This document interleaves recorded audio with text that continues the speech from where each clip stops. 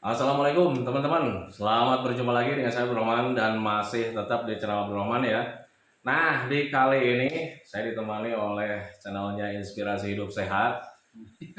Sebetulnya kita udah sering ya bikin video itu, kadang di sawah, kadang di mana aja, karena kita itu adalah Upin Ipin. Upin Ipin versi asam lambung teman-teman ya. Nah, di kesempatan kali ini tetap ya kita akan menjawab beberapa pertanyaan yang ada di kolom komentar teman-teman ya, dan sebetulnya itu komentarnya itu sangat banyak sekali, tetapi yang bisa saya jawab itu hanya beberapa bagian Kang Asep ya. Dan ini sudah dirangkum Kang Abdul ya. Sudah Betul. dirangkum, jadi kebanyakan ya pertanyaan yang akan saya bahas sama Kang Abdul Rahman ini. Betul, karena sebetulnya pertanyaannya itu sangat banyak sekali, jadi hanya beberapa bagian saja yang bisa saya jawab. Tetapi perlu kalian ketahui, kalau seandainya ada pertanyaan-pertanyaan kalian yang tidak terjawab, kalian sebetulnya nggak usah khawatir teman-teman ya, karena untuk gangguan asam lambung dan psikosomatis itu tidak berbahaya sama sekali. Hanya mengganggu saja teman-teman, yang mengganggu terhadap pola pikir kita, mengganggu terhadap perasaan kita, bahkan aktivitas juga menjadi terganggu. Nah itu teman-teman ya. Jadi untuk hal-hal berbahaya itu tidak ada sama sekali. Kalau seandainya kalian masih berpikir juga, wah ini takutnya berbahaya, maksudnya.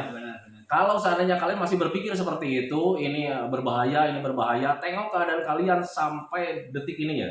Apakah kalian sudah mati? Kan tidak. Nah itu teman-teman, itu jadi patokan buat kalian. Ternyata gangguan asam lambung dan psikosomatis itu tidak berbahaya, hanya mengganggu saja. Nah itu teman-teman ya. Nah, sebelum tanya jawabnya dilanjutkan, seperti biasa teman-teman ya, bagi teman-teman yang belum subscribe channelnya, Subscribe dulu. mohon videonya di subscribe dulu, karena untuk subscribe itu tidak memerlukan biaya, tidak memerlukan pendaftaran. Jadi subscribe itu adalah hal yang sangat mudah sekali bagi teman-teman lakukan ya. Jadi teman-teman itu cukup memijit saja tulisan subscribe, biar kenapa? Jujur ya, biar videonya itu cepat berkembang dengan baik. Dan kalau seandainya videonya itu berkembang dengan baik, sudah barang tentu itu akan menambah semangat buat kita semua gitu teman-teman ya, agar terus share tentang seputaran gangguan asam lambung dan psikosomatis. Nah itu teman-teman ya.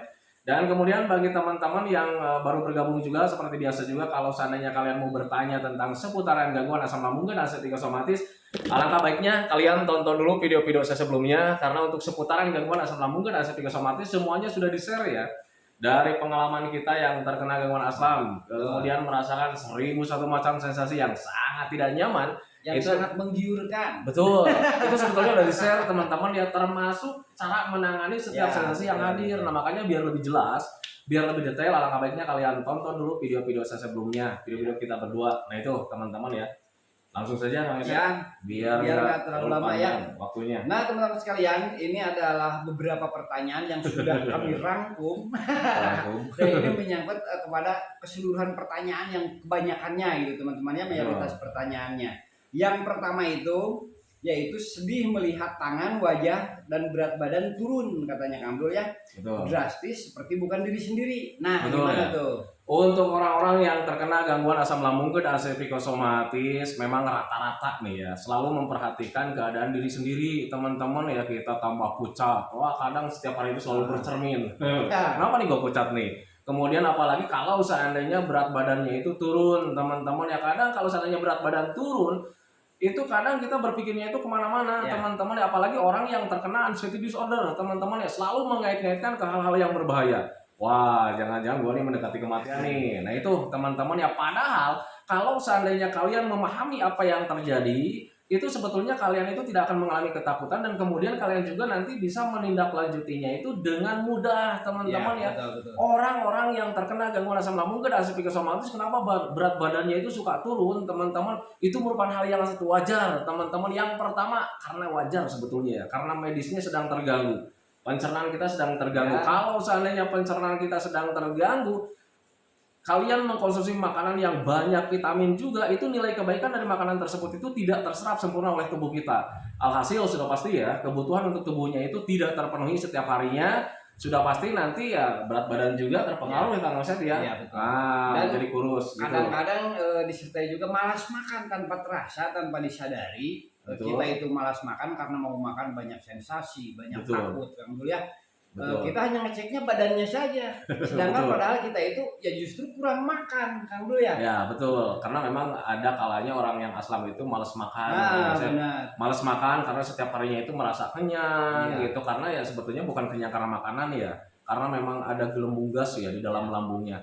Nah itu teman-teman, makanya wajar kalau seandainya orang yang terkena gangguan asam itu berat badan itu menjadi turun karena memang pencernaannya sedang terganggu. Dan kemudian kalau seandainya kalian mengelak juga, Pak, saya itu makannya sudah banyak nih, tetapi kalau misalnya BB-nya itu nggak naik-naik seperti itu, teman-teman ya, itu biasanya ada penyebab yang kedua, teman-teman ya. Orang yang terkena gangguan asam lambung dan psikosomatis selalu diikuti dengan stres, terlalu banyak pikiran, banyak ketakutan di situ. Tanpa disadari di situ ada stres. Dan kalau seandainya ada stres, sudah pasti nanti bisa menguras energi kita dengan cepat, teman-teman ya. Nah itu, nah kalau seandainya kalian bertanya juga, apa betul nih orang stres terlalu banyak pikiran itu bisa menguras energi kita dengan cepat, alhasil kebutuhan untuk tubuhnya itu tidak terpenuhi setiap harinya, sudah pasti ya berat badan juga terpengaruh. Untuk memastikan hal seperti itu sebetulnya gampang ya, saya tengok saja orang yang terlalu banyak pikiran, teman-teman ya, badannya pasti kurus-kurus ya karena terkuras ya dengan stres, terlalu banyak pikiran. Dan rata-rata nih untuk orang-orang yang terkena gangguan asam lambung dan psikosomatis, stresnya itu ke hal-hal yang negatif kan Mas ya. Nah, tentang kematian lah, tentang penyakit berat lah, tentang mikirin tentang sensasi lah. Nah itu teman-teman, alhasil ya sudah pasti nanti ya kalian ada stres, kemudian energinya terkuras, kemudian ya kebutuhan untuk tubuhnya itu tidak terpenuhi, dan kemudian ya berat badan pasti terpengaruh juga. Jadi Nah itu menjeda stres itu sangat penting sekali Kang Dul ya, betul, untuk betul sekali. meningkatkan berat tubuh teman-teman Betul. yang sekarang itu merasa ada penurunan drastis ya Betul. berat badan. Nah sekarang solusinya Kang Yosep untuk orang-orang yang terkena gangguan asam lambung dan psikosomatis, gimana caranya supaya berat badannya itu cepat naik. Dan kalau seandainya kita sudah tahu nih ya, oh pencernaannya sedang terganggu, wajar kan, tetapi pengen berat badannya itu naik kan seperti itu. Ya alangkah baiknya kalian gimana caranya nih keadaan kalian saat ini, walaupun dalam keadaan kalian saat ini kebutuhan untuk tubuhnya itu tetap terpenuhi. Cara kita berdua dulu itu adalah sering makan saja, jadi makannya itu nggak normal ya Sof ya, bisa 6 kali, bisa 7 kali dalam sehari, teman-teman ya. Bayangkan ya, karena kita makan sekali aja itu nilai kebaikan dari makanan tersebut itu tidak terserap sempurna oleh tubuh kita, teman-teman. Nah, makanya diakalin saja. Diakalin, kita sering makan saja. Jadi yang awal-awalnya kita makannya cuma 3 kali, sering makan saja. Nah itu teman-teman, itu yang pertama. Kemudian yang keduanya, hindari pengurasnya. Apa itu pengurasnya? Stres, terlalu banyak pikiran. Nah tetapi untuk mengalihkan pikiran itu kadang sulit. Ya karena setiap harinya itu orang yang terkena anxiety disorder itu berpikirnya itu tentang kematian setiap harinya, bahkan setiap detiknya ya. Nah makanya solusinya adalah belajar masa bodoh saja teman-teman ya, karena kita sudah tahu bahwa gangguan asam lambung dan psikosomatis ini tidak menyebabkan kematian. Nah itu teman-teman, makanya belajar masa bodoh saja, selebihnya kalian bersenang-senanglah, melakukan aktivitas yang menyenangkan. Nah itu teman-teman, dengan catatan tidak meninggalkan 3 P-nya. Pola makan tetap dijaga, pola hidup tetap dijaga, kemudian pola pikir juga tetap dijaga. Selebihnya kalian bersenang-senang saja teman-teman. Jadi selalu mengupayakanlah gimana caranya supaya hati dan pikiran kita itu tetap senang, karena dengan pikiran senang itu bisa mengalihkan pola pikir kita yang selalu negatif. Nah itu teman-teman ya. Nah teman-teman sekalian, itu yang pertama ya. Ini yang kedua agak berkaitan juga ya dengan berat badan nih. Sudah jarang sensasi hadir, makan sudah enak katanya, tetapi berat badan belum juga naik. Nah itu teman-teman ya, jadi kalau seandainya kita sudah tahu kan tadi itu ya, jadi penyebab berat badan kita turun itu selain daripada medis, yaitu tentang pencernaannya sedang error. Kemudian yang keduanya itu dari stres. Kalau seandainya misalkan pencernaannya sudah membaik nih, makan sudah enak nih, makan sudah sering nih. Kalau seandainya stresnya belum terkelola, teman-teman, itu akan terus terkuras energinya. Karena pengurasnya belum hilang. Nah itu, nah selama kalian stresnya masih ada, itu justru berat badan kita itu ya tidak akan naik-naik teman-teman ya, karena penyebabnya ada 2, selain daripada pencernaan, yang keduanya dari stres. Nah itu teman-teman, makanya usahakan ketika kalian sekarang sudah makan enak nih, makannya sudah sering juga gitu teman-teman, tetapi BB-nya belum naik-naik juga. Coba ingat-ingat teman-teman, apakah kalian masih mengalami ketakutan tentang penyakit ini gitu teman-teman ya, masih selalu berpikir tentang penyakit ini. Kalau seandainya masih selalu seperti itu, ya terima saja, berarti stresnya masih ada ya. Nah itu, makanya hilangkan stresnya dengan cara ya tetap melakukan aktivitas yang menyenangkan, biar kita itu tidak selalu kepikiran ke hal-hal negatif. Nah itu teman-teman ya. Dan yang ketiganya teman-teman ya, ini berkaitan dengan sensitivitas pikiran Kang Abdul. Betul. Karena kalau mendengar orang yang sakit, katanya suka timbul kecemasannya itu. Betul. Nah. Karena yang orang yang aslam itu biasanya Kang Yosep sama kayak saya dan Kang Yosep juga kan dulu sama. Selalu menyamakan teman-teman ya. Jadi ketika ada orang sakit itu ya jiwa kepo kita itu gede teman-teman ya. kadang ketika mendengar si ini sakit, kadang suka cerita ya, suka tanya-tanya, sakit apa sih dia? Kan gitu teman-teman ya. Jadi kalau seandainya dia itu sakit, kok sampai meninggal juga, wah itu pasti cemas. Kemudian ya kita itu menjadi ketakutan. Tetapi kalau misalkan sakitnya cuma demam aja, kadang kita itu ya apa ya, selalu ada ketenangan teman-teman ya.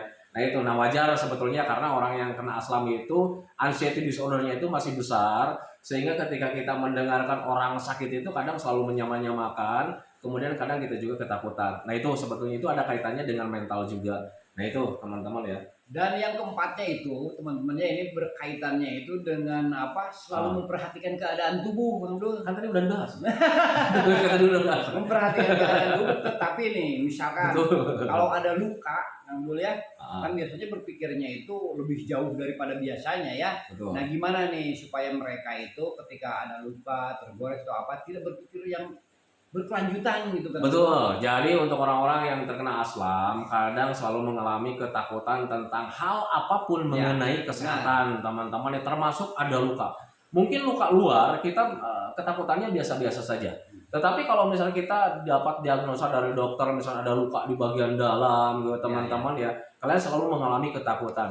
Perlu kalian ketahui teman-teman, seandainya kalian ada luka di bagian dalam, teman-teman ya kalian juga nggak usah panik juga gitu teman-teman. Wajar sebetulnya kalau seandainya ada luka kita panik, Ya. tetapi kalau yang berlebihan jangan juga teman-teman, karena kepanikan kita yang berlebih justru itu akan menghadirkan sensasi-sensasi yang lain. Ya. Nah, dampak-dampak dari efek ketakutan kita tersendiri teman-teman ya. Nah, kenapa kita tidak usah ketakutan ketika seandainya ada luka misalnya di bagian dalam? Perlu kalian ketahui teman-teman ya, jadi Tuhan kita itu menciptakan manusia itu sangat sempurna sekali Ya. teman-teman ya. Jadi ketika ada sel rusak saja, tubuh kita itu bisa membetulkan dengan sendirinya teman-teman ya. Siapa yang membetulkan sel kita yang rusak itu? Sel kita sendiri teman-teman. Nah, makanya di dalam tubuh kita itu ada yang namanya sel kebaikan. Ya. Nah, jadi ketika ada luka itu diperbaiki oleh sel kita sendiri teman-teman. Contoh kecil, kalau seandainya kalian ada luka di bagian luar nih, tergores misalnya seperti itu teman-teman ya, tanpa kita kasih obat obat pengering, tanpa kita kasih obat-obatan, itu nanti bisa mengering Ya. dengan sendirinya walaupun tanpa diobatin teman-teman. Siapa yang mengobatinya? Siapa yang memperbaikinya? Sel kebaikan kita sendiri teman-teman ya. Nah, sekarang sel kebaikan sendiri kita itu lahir dari mana? Dari makanan-makanan yang penuh protein. Nah, makanya saya selalu menganjurkan sama teman-teman itu, orang yang terkena dengan asam lambung dan psikosomatis itu selalu dianjurkan untuk mengkonsumsi makanan-makanan yang penuh protein, entah itu protein hewani, entah itu protein nabati, teman-teman ya. Alangkah baiknya sering dikonsumsi saja seperti itu, teman-teman ya. Takutnya, kalau bukan takut ya sebetulnya nggak usah ditakutkan juga sih sebetulnya. Kalau seandainya kalian nanti ada luka, misalnya seperti itu akan cepat membaiknya kalau seandainya kita itu konsisten mengkonsumsi makanan-makanan yang penuh protein, protein hewani atau misalnya protein nabati. Nah itu teman-teman ya. Nah, itu yang keempat, Kang Dul ya, pertanyaan Betul. yang keempat dari teman-teman kita yang kita rangkum tadi. Betul. Nih, yang kelimanya tip untuk mempercepat pemulihan gangguan ini. Katanya ya, Tip psikosomatis. mempercepat pemulihan dari gangguan asam lambung, anxiety psikosomatis. Tipsnya nih, biasanya kan yang bisa memperhambat proses pemulihan gangguan asam lambung, anxiety psikosomatis itu yang paling besar itu di pola pikir sebetulnya teman-teman ya. Kenapa saya katakan lebih besar di pola pikir? Karena untuk asam lambung saja itu sebetulnya kegiatan sehari-hari Kang Yosef. Nah, kita orang yang terkena gangguan asam lambung, kita rasanya cemas, was-was, gelisah. Kita itu tidak menyadari teman-teman ya, karena kita itu ya sudah terkena anxiety disorder, ada trauma di situ. Kalau seandainya kita tidak terkena anxiety disorder, tidak ada trauma, tidak ada ketakutan, sebetulnya gangguan asam lambung itu hal yang lumrah, hal gangguan biasa. Jangankan kita yang sudah terkena diagnosa sama dokter gangguan asam lambung, kemudian dispepsia, gastritis, kemudian apa lagi ya, tukak lambung, misalnya seperti itu dan sebagainya, tentang pencernaan teman-teman ya. Orang normal saja itu sering mengalami asam lambung, cuman mereka itu tidak ke dokter karena tidak ada ketakutan di situ, tidak ada trauma, tidak ada perasaan seperti mau mati. Nah, contoh kecil ginilah, bagi teman-teman yang sekarang sedang berjuang dari gangguan asam lambung dan psikosomatis untuk memastikan bahwa apakah orang lain juga mengalami gangguan asam lambung, Kalian gak usah jauh-jauh ngeceknya, tanya saja ke keluarga kalian, apakah pernah mengalami mual? Apakah pernah mengalami ulu hati sering sakit? Ya. Apakah Kembung, yang apalagi- paling lumrah nih? Ya. Apakah pernah mengalami mencret? Dan kalau seandainya pernah mengalami mencret itu sebetulnya gangguan asam lambung, teman-teman ya. Dan gangguan asam lambung itu bervariasi. Ada yang bisa menyebabkan panas dalam. Itu yang pertama. Ada yang menyebabkan kembung, begah. Orang bilang itu katanya masuk angin. Nah itu padahal itu gangguan asam lambung. Sampai Gitu. sariawan juga. Sampai sariawan juga panas dalam. Nah itu teman-teman ya. Tetapi mereka tidak cemas karena tidak ada mental di situ yang terganggu. Karena tidak ada trauma di situ yang hadir. Nah itu teman-teman, makanya untuk orang-orang yang terkena gangguan asam lambung kedas psikosomatis ketika ingin cepat membaik dari gangguan asam lambung kedas psikosomatis ini, yang harus kalian lakukan itu adalah mengolah pola pikir kalian. Gimana caranya supaya kalian itu bisa berpikir wajar, kemudian tidak ketakutan juga. Dan kalau seandainya kalian tidak ketakutan, kemudian bisa berpikir wajar gitu teman-teman ya, sudah pasti untuk gangguan asam lambung kedas psikosomatis itu bakalan cepat membaik teman-teman ya. Nah makanya tip dari saya, belajar masa bodoh saja tentang sensasi ini teman-teman ya, karena sensasi asam lambung itu tidak berbahaya. Tetapi Pak, ini saya mengalami ketakutan, itu dari mental teman-teman ya. Itu dari mental, dari trauma saat di awal-awal kalian terkena gangguan asam lambung, teman-teman ya, rasanya seperti mau mati dan tanpa disadari di situ ada trauma. Dan ketika sudah trauma, kalian menjadi waspada. Dan ketika sudah waspada, hal sekecil apapun suka ditakutkan. Kitanya menjadi sensitif, rasanya sedikit menjadi besar. Gitu kan teman-teman ya, kelayangan sedikit, kelayangannya terasa besar. Ya karena kitanya sedang sensitif. Kenapa kitanya sensitif? Ya karena kitanya waspada. Kenapa kitanya waspada? Ya karena ada trauma di awal-awal saat terkena gangguan asam lambung, kita itu seperti mau mati. Nah itu teman-teman, makanya tipsnya belajar masa bodoh saja tentang sensasi dari gangguan asam lambung kedas psikosomatis, karena sensasinya juga tidak berbahaya. Ini bakalan membaik, tidak akan menyebabkan kematian. Teman-teman, kalau seandainya penyakit ini atau gangguan ini menyebabkan kematian, sudah dari awal kalian terkena gangguan asam lambung, sudah kalian itu ya sudah mati. Iya, bahkan ada yang sampai 20 tahun kamu dong. Iya, itu tidak mati-mati kan gitu teman-teman. Nah, makanya nggak usah berpikir tentang penyakit. Yang penting kalian fokus saja di metodenya. Apa itu metodenya? Kembali lagi sama 3P. Ya, Pola makan tetap dijaga. Apapun yang terjadi, makan harus dijaga. Dari mulai jam makan sampai jenis makanan itu kalian harus dijaga. Itu yang pertama teman-teman. Kemudian pola hidup kalian itu harus dijaga. Hiduplah bagaimana caranya orang supaya sehat. Tidur di malam hari cukup minimal 8 jam dalam satu malam. Nah itu teman-teman. Kemudian olahraga juga. Untuk olahraga orang yang aslam disesuaikan dengan kemampuan. Karena takutnya orangnya itu kan bervariasi ya. Ada yang masih terlentang, belum bisa ngapa-ngapain. Tetap olahraganya juga harus jalan, harus bisa dilakukan teman-teman semampunya. Kalau misalnya berbaring ya tetap olahraga. Dengan cara seperti apa? Kalau misalnya berbaring, kalian gerak-gerak tangan. Yang penting kalian jangan tidak kaku. Betul, yang penting kalian jangan terlalu diam aja. Apalagi orang yang kena aslamnya itu sudah bisa jalan gitu kan teman-teman ya. Jalan saja, nggak apa-apa gitu, disesuaikan. Nah, makanya untuk orang yang kena aslam itu harus bisa menjaga polanya, pola makan tetap dijaga, pola hidup tetap dijaga, kemudian pola pikir juga harus dijaga. Itu yang lebih utama teman-teman ya, biar kita itu tidak terkena stres, biar kita itu tidak terkena ketakutan. Nah, cara menjaga pola pikir itu kayak macam gimana? Harus bisa berpikir wajar. Kembung nih, sedang kembung. Jangan pernah berpikir, wah jangan-jangan gua ini perut sedang hancur nih. Jangan berpikir seperti itu. Jaga pola pikir itu adalah maksudnya harus bisa berpikir wajar. Ada kembung, oh sedang ada gasnya. Ya karena memang gas kalian kembung itu, bukan perut kalian hancur. Nah itu teman-teman, oh kalau seandainya kalian berpikir wajar ke arah sana, oh berarti ini gasnya harus dikeluarkan.